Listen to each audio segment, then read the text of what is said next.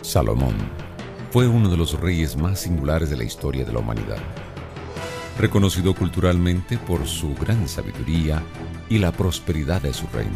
Científicamente, la existencia de este personaje ha sido puesta a prueba. ¿Realmente Salomón existió? ¿Qué evidencias comprueban la magnitud de su reinado narrado en las Sagradas Escrituras? En búsqueda de respuestas, aquí comienza Evidencias.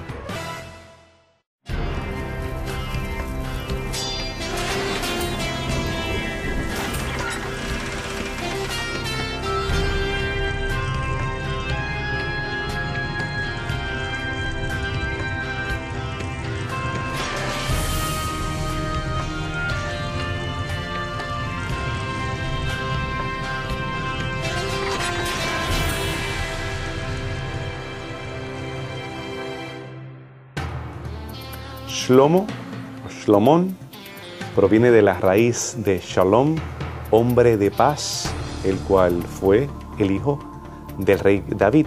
Tenemos que David tuvo a Betsabé como una de sus esposas y entonces Salomón es hijo del matrimonio de David y Betsabé.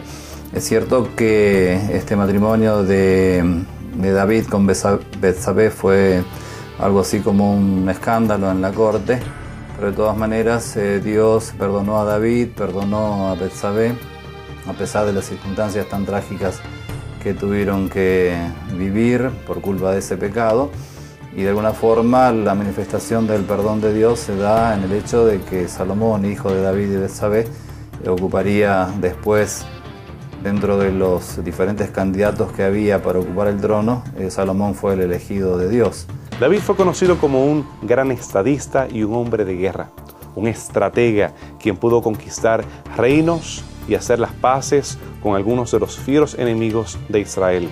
Su hijo heredó un reino ya establecido, un imperio de la época de hierro.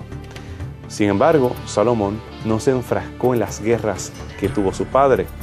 Él era un hombre de paz, un hombre que se mantuvo enfocado en embellecer la ciudad, un hombre que se enfocó en escribir, en hacer contactos con otros reinos, un gran estadista, un hombre que estudiaba las ciencias naturales y un hombre de Dios y un hombre que en algunas ocasiones falló al Eterno.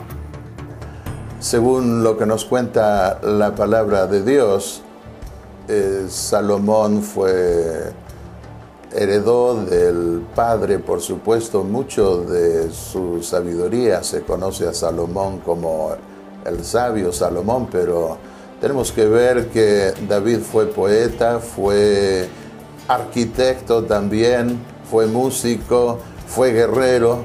Era un hombre multifacético y no era de extrañar que de sus entrañas saliera el hombre a quien se consideró como siendo el más sabio.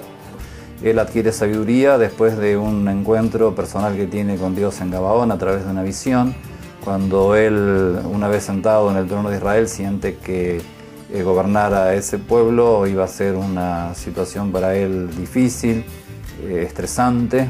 Entonces se siente incapaz y él le pide sabiduría a Dios. Cuando Dios le dice, bueno, ¿qué quieres que te dé Salomón? Salomón pide sabiduría, no pide poder, ni fuerzas, ni riquezas, no pide poderío militar, sino que pide sabiduría de parte de Dios para dirigir a ese gran pueblo.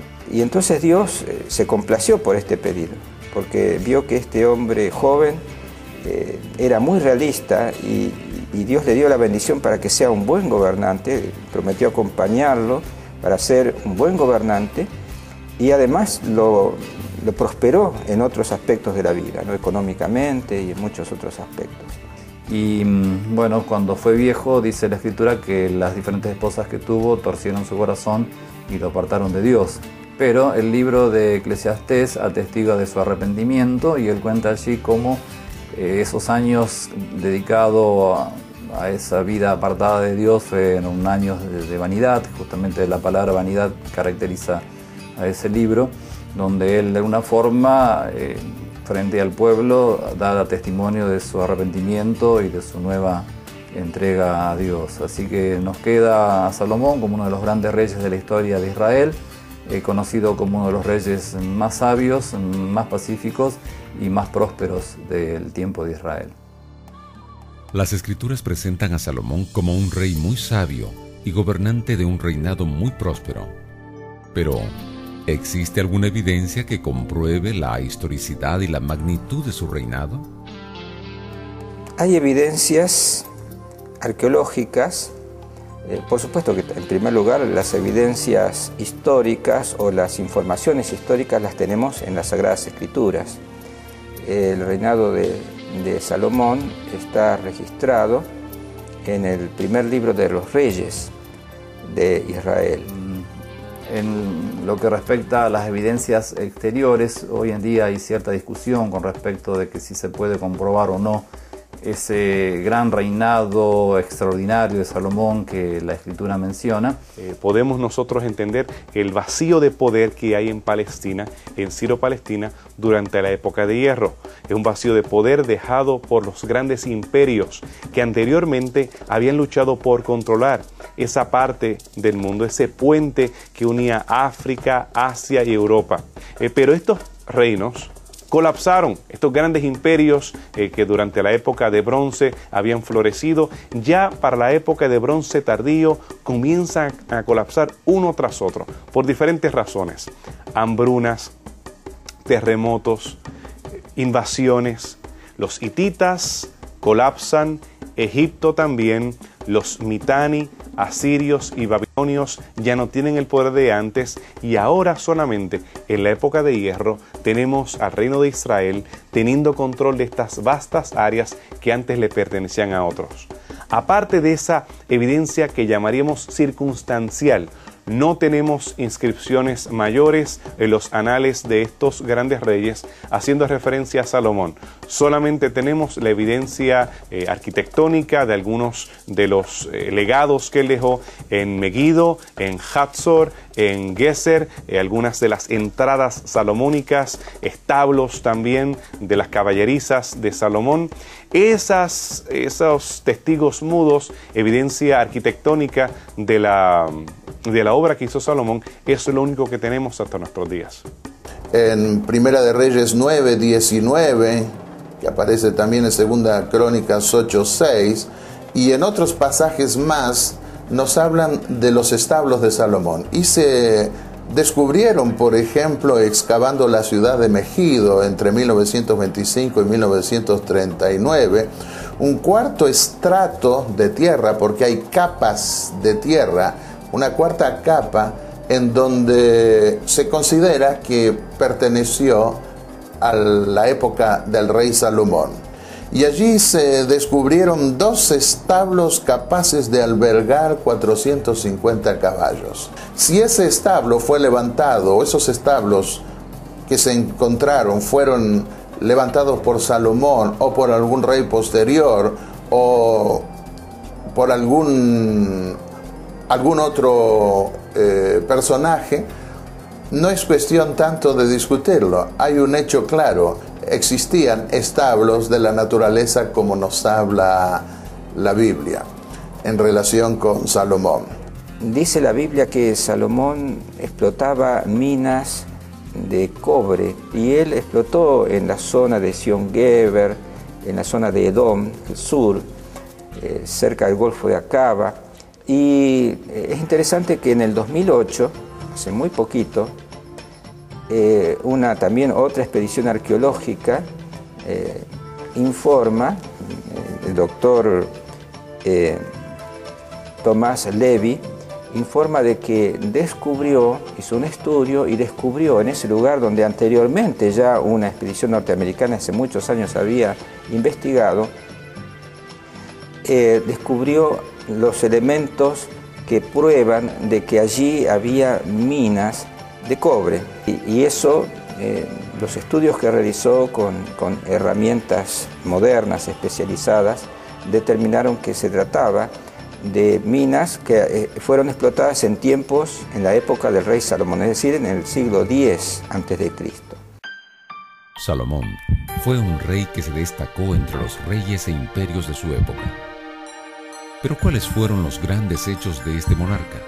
Los grandes hechos del rey Salomón tienen que ver con la fama que él adquirió como persona, como estadista, y la unidad que él logró en Israel, la unidad política, la unidad religiosa de Israel, poniendo al templo, al santuario como centro de la adoración, poniendo en su correcto lugar de trabajo a los sacerdotes, trayendo la expiación para el pueblo de Israel, llevando un mensaje de salvación para las naciones, dándole el correcto lugar de trabajo también para los levitas. Por primera vez sacerdotes y levitas cumplen la misión que Dios había dicho a través de Moisés en la Torá. Así que la unidad religiosa, la unidad política y lo que es el gran poderío o desarrollo comercial de la nación israelita, que adquiere un protagonismo prácticamente como llegar a ser cabeza de naciones en el antiguo cercano oriente. Tal vez el hecho por el cual más se lo recuerda es la construcción del gran templo o del santuario, algo único y que llegó a ser una de las grandes maravillas del mundo antiguo. Pero otros hechos, diríamos, propiamente de su reinado, nos muestran que él se destacó por su notable sabiduría. Fue un rey justo, por lo menos en la primera parte de su reinado. Fue un rey muy admirado por todos, tanto por los israelitas como por reyes y pueblos de aquella época, ¿no? Muchísimos pueblos oían de la fama que tenía este rey, de tanta sabiduría, y todo eso contribuía a que el conocimiento del Dios de Israel, del Creador de los cielos y de la tierra, o sea, el conocimiento del verdadero Dios, también pudiera llegar a otras personas. O sea que eso fue el hecho más importante.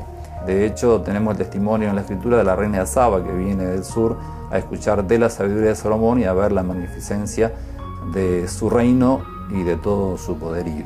Otros hechos fueron, tuvo un territorio muy extenso en su tiempo, el pueblo de Israel, ya que todas las naciones vecinas, digamos, lo respetaban muchísimo y conservó el territorio que su padre David había ganado a través de muchas batallas, y le llevaban tributos anualmente, reconociendo la supremacía del reino de Israel.